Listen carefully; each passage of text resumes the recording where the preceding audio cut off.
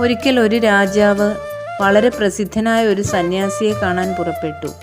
ധാരാളം സമ്മാനങ്ങളുമായാണ് അദ്ദേഹം ആശ്രമത്തിലെത്തിയത്. അവിടെ ആ സന്യാസി തൻ്റെ ശിഷ്യരുമായി ചില വിഷയങ്ങളെക്കുറിച്ച് സംവാദത്തിലേർപ്പെട്ടിരിക്കുകയായിരുന്നു. രാജാവിൻ്റെ വരവ് ശ്രദ്ധിക്കാതെ അദ്ദേഹത്തിൻ്റെ മുഖ്യ ശിഷ്യൻ പറഞ്ഞു, എന്തൊരു സുഖം, എന്തൊരു സന്തോഷം. ഇത് കേട്ട രാജാവ് കരുതി താൻ കൊണ്ടുവന്ന സമ്മാനങ്ങൾ കണ്ടിട്ടാണ് മുഖ്യ ശിഷ്യൻ അങ്ങനെ പറഞ്ഞതെന്ന്. തന്നെ സ്വാഗതം ചെയ്യുന്നതിനു പകരം തൻ്റെ സമ്മാനങ്ങളിലായിരുന്നു അവൻ്റെ ശ്രദ്ധയെന്ന് കരുതി രാജാവ് മുഖ്യ ശിഷ്യനെ പരസ്യമായി ശാസിച്ചു. അത് കേട്ട് അവിടെ ഉണ്ടായിരുന്ന എല്ലാവരും പരിഭ്രമിച്ചു പോയി.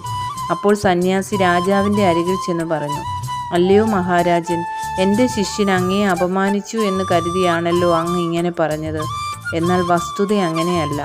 ഞങ്ങൾ ചില വിഷയങ്ങളെക്കുറിച്ച് സംവാദിച്ചു കൊണ്ടിരിക്കുകയായിരുന്നു.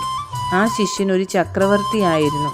തൻ്റെ ഐഹിക സുഖങ്ങളെല്ലാം ത്യജിച്ച് ഒരു സന്യാസിയായി തീർന്ന അദ്ദേഹം ഇപ്പോൾ തനിക്ക് എന്തൊരു സുഖം, എന്തൊരു സന്തോഷം എന്നാണ് പറഞ്ഞത്. ഇത് കേട്ട രാജാവ് തൻ്റെ തെറ്റു മനസ്സിലാക്കി ആ മുഖ്യ ശിഷ്യനോട് മാപ്പ് അപേക്ഷിച്ചു.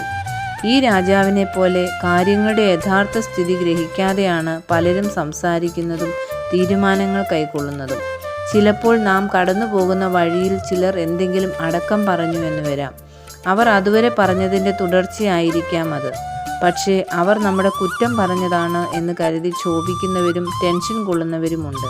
കാര്യങ്ങൾ എത്ര വിശദീകരിച്ചാലും അത് ഉൾക്കൊള്ളാത്തവർ ധാരാളമുണ്ട്. ചിലരുടെ ധാരണ അവരെക്കുറിച്ചാണ് എല്ലാവരും സംസാരിച്ചു കൊണ്ടിരിക്കുന്നത് എന്നാണ്. മറ്റുള്ളവർക്ക് സംസാരിക്കാൻ എന്തെല്ലാം വിഷയങ്ങളുണ്ട്. നമുക്ക് തന്നെ നമ്മെക്കുറിച്ചുള്ള ഉന്നത ഭാവവും ആ അവസ്ഥയ്ക്ക് വല്ല കോട്ടവും വരുമോ എന്ന ഭയവുമാണ് മറ്റുള്ളവർ നമ്മെക്കുറിച്ച് സംസാരിച്ചു കൊണ്ടിരിക്കുന്നത് എന്ന് ചിന്തിക്കുവാൻ കാരണം.